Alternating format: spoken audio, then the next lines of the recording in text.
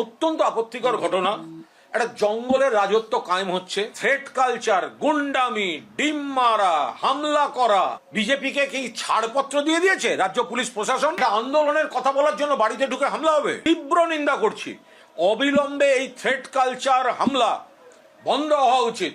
বাংলায় আগে সিপিএম এর সময় বহু আগে দেখেছি, দাগ হলেই খুন, সেইটা আবার বিজেপি ফিরিয়ে আনছে আরো মারাত্মক চেহারা নিয়ে। পুলিশকে আরো বেশি দলদাস হিসেবে ব্যবহার করা হচ্ছে। সাহস পাচ্ছে কি করে এরা যে আন্দোলনের কথা বলছে, এটা বাড়ির ভেতরে গিয়ে মারবে?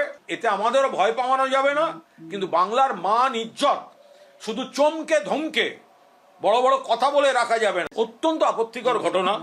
একটা জঙ্গলের রাজত্ব কায়েম হচ্ছে, থ্রেট কালচার, গুন্ডামি, ডিম মারা, হামলা করা।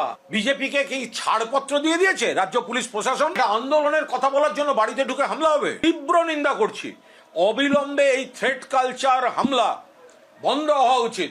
বাংলায় আগে সিপিএম এর সময় বহু আগে দেখেছি, দাগ হলেই খুন, সেইটা আবার বিজেপি ফিরিয়ে আনছে আরো মারাত্মক চেহারা নিয়ে। পুলিশকে আরো বেশি দলদাস হিসেবে ব্যবহার করা হচ্ছে। সাহস পাচ্ছে কি করে এরা যে আন্দোলনের কথা বলছে, এটা বাড়ির ভেতরে গিয়ে মারবে?